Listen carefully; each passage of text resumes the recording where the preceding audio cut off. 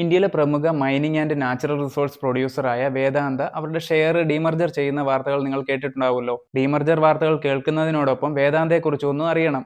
അത് സ്ഥാപകനായ അനിൽ അഗർവാളിന്റെ കൂടി കഥയാണ്. 1954 ബീഹാറിലെ ഒരു ഇടത്തരം കുടുംബത്തിൽ ജനിച്ച അനിൽ അഗർവാൾ അവിടുത്തെ തന്നെ ഒരു സാധാരണ സ്കൂളിൽ പ്രാഥമിക വിദ്യാഭ്യാസം പൂർത്തിയാക്കി. അവിടുത്തെ അദ്ദേഹത്തിന്റെ സഹപാഠിയായിരുന്നു പിൽക്കാലത്ത് ബീഹാർ മുഖ്യമന്ത്രിയായിരുന്ന ലാലു പ്രസാദ് യാദവ്. പിതാവിന്റെ അലൂമിനിയം കണ്ടക്ടർ ബിസിനസ്സിൽ സഹായിയായി കൂടിയ ശേഷം 19ാമത്തെ വയസ്സിൽ തന്റെ സ്വപ്നങ്ങളുമായിട്ട് അദ്ദേഹം ബോംബെക്ക് വണ്ടി കയറി. ബെഡ് സ്പേസിൽ താമസിച്ച് വഴിയരിയിലെ ചെറിയ കടയിൽ നിന്നും ഭക്ഷണം കഴിച്ച് അദ്ദേഹം തന്റെ ആദ്യത്തെ സംരംഭം ആരംഭിച്ചു. ചെറിയ ഫാക്ടറികളിൽ നിന്നും മറ്റും ആക്രി സാധനങ്ങൾ കളക്ട് ചെയ്ത് മാർക്കറ്റിൽ കൊണ്ടുപോയി വിൽക്കുക. ഇവിടെ നിന്നും മെറ്റൽ ബിസിനസിന്റെ ബാലപാഠങ്ങൾ മനസ്സിലാക്കി അദ്ദേഹം സുഹൃത്തുക്കളുമായി ചേർന്ന് ഒരു ഗോഡൌൺ ആരംഭിച്ചു. പിന്നീട് അദ്ദേഹം വിദേശത്ത് നിന്നും ചെറിയ ക്വാണ്ടിറ്റി കോപ്പർ വാങ്ങി കേബിൾ പ്രൊഡക്ഷൻ ആരംഭിച്ചു. 1976 അനിൽ അഗർവാൾ തന്റെ ആദ്യത്തെ കമ്പനി രജിസ്റ്റർ ചെയ്തു. സ്റ്റെർലൈറ്റ് ഇൻഡസ്ട്രീസ് എന്ന പേരിൽ വിദേശത്ത് നിന്നും കോപ്പർ ഇമ്പോർട്ട് ചെയ്ത് കേബിൾ മാനുഫാക്ചറിംഗ് ആരംഭിച്ചു. ആ ബിസിനസ് അനിൽ അഗർവാളിന് അത്ര എളുപ്പമായിരുന്നില്ല. റോ മെറ്റീരിയൽസിന്റെ കുറവും ഫണ്ടിന്റെ ഷോർട്ടും മൂലം ഫാക്ടറി യൂണിറ്റ് പല പ്രാവശ്യം അടച്ചിടേണ്ടതായിട്ട് വന്നു. വലിയ സപ്ലൈസുമായി സംസാരിക്കുമ്പോൾ ഇംഗ്ലീഷ് അറിയാത്തതും ഒക്കെ ഒരു പ്രതിസന്ധിയായിട്ട് വന്നു. പിന്നീട് സപ്ലൈസുമായി അദ്ദേഹം നെറ്റ്വർക്ക് വലുതാക്കുകയും ബിസിനസ് സ്റ്റഡിയായി കൊണ്ടുപോവുകയും ചെയ്തു. ഇന്ത്യയിൽ metal and natural resource production unit തുടങ്ങണമെന്നുള്ള ആഗ്രഹത്തിൽ നിന്നുമാണ് സ്റ്റെർലൈറ്റ് ഇൻഡസ്ട്രിയിൽ നിന്നും വേദാന്തയിലേക്കുള്ള യാത്ര. ഇതിലേക്കുള്ള ആദ്യപടിയായി അദ്ദേഹം 2001 ഭാരത് അലൂമിനിയം കമ്പനി ഏറ്റെടുക്കുകയുണ്ടായി. ബാൽക്കോ ഗവൺമെന്റ് ഓഫ് ഇന്ത്യയുടെ അണ്ടറിലുള്ള ഒരു നവരത്ന PSU കമ്പനിയായിരുന്നു. ഈ അക്വസിഷൻ വേദാന്തയുടെ ഗ്രാഫിലെ ഒരു ടേണിംഗ് പോയിന്റ് ആയിരുന്നു. നഷ്ടത്തിലുണ്ടായിരുന്ന ബാൽക്കോയെ അദ്ദേഹം പതിയെ ലാഭത്തിലേക്ക് എത്തിച്ചു. ഇത് ഇൻഡസ്ട്രിയിലെ മറ്റു വ്യവസായികളെല്ലാം അതിശയിപ്പിച്ചു. പിന്നീട് 2002 അനിൽ അഗർവാൾ ഹിന്ദുസ്ഥാൻ സിങ്കിനെ ഏറ്റെടുക്കുകയുണ്ടായി. ഇതും നഷ്ടത്തിൽ പ്രവർത്തിക്കുന്ന ഒരു സർക്കാർ സ്ഥാപനമായിരുന്നു. പതിയെ അദ്ദേഹം ഈ കമ്പനിയെയും നഷ്ടത്തിൽ നിന്നും കരകയറ്റി. 2003 സ്റ്റെർലൈറ്റ് ഇൻഡസ്ട്രീസ്, ബാൽക്കോ, ഹിന്ദുസ്ഥാൻ സിങ്ക് എന്നീ കമ്പനികളെ ഒരു പേരന്റ് കമ്പനിയുടെ കീഴിൽ ലണ്ടൻ സ്റ്റോക്ക് എക്സ്ചേഞ്ചിൽ ലിസ്റ്റ് ചെയ്യുകയുണ്ടായി. ഈ കമ്പനിയുടെ പേരാണ് വേദാന്ത റിസോഴ്സസ്. ഇതിന്റെ ഇന്ത്യൻ സബ്സിഡറിയാണ് വേദാന്ത ലിമിറ്റഡ്.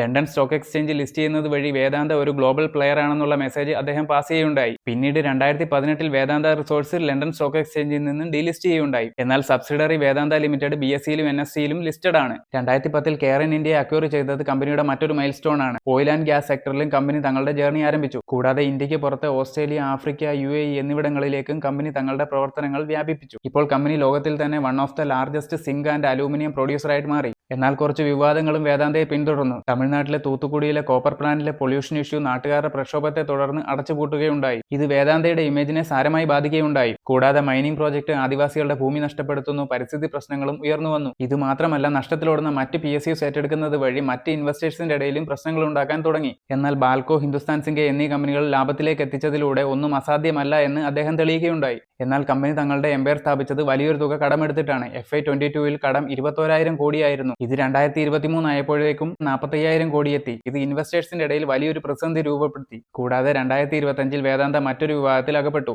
അമേരിക്കൻ ഷോർട്ട് സെല്ലേഴ്സ് ആയ വൈസ്രോയി റിസർച്ച് വേദാന്ത ഫൈനാൻഷ്യൽ മിസ്കണ്ടക്ട് നടത്തിയതായി ആരോപിച്ചു. ഇത് സ്റ്റോക്കിന്റെ പ്രൈസ് വലിയ തോതിൽ താഴെ പോകുന്നതിന് കാരണമായി. എന്നാൽ കമ്പനി ഇത്തരം പ്രതിസന്ധികളിലൊന്നും തകർന്നില്ല. എല്ലാ പ്രതിസന്ധികളിൽ നിന്നും തിരിച്ചു വന്ന് മുന്നോട്ട് പോയി. കമ്പനിയുടെ നെറ്റ്വർത്ത് ഇന്ന് ഏകദേശം 2 ലക്ഷം കോടിയാണ്. വേദാന്തയുടെ സ്റ്റോറി ഇങ്ങനെ പോകുന്നു. ഇതുപോലെ മറ്റൊരു ഇൻട്രസ്റ്റിംഗ് സ്റ്റോറിയുമായി അടുത്ത വീഡിയോയിൽ വരാം. താങ്ക്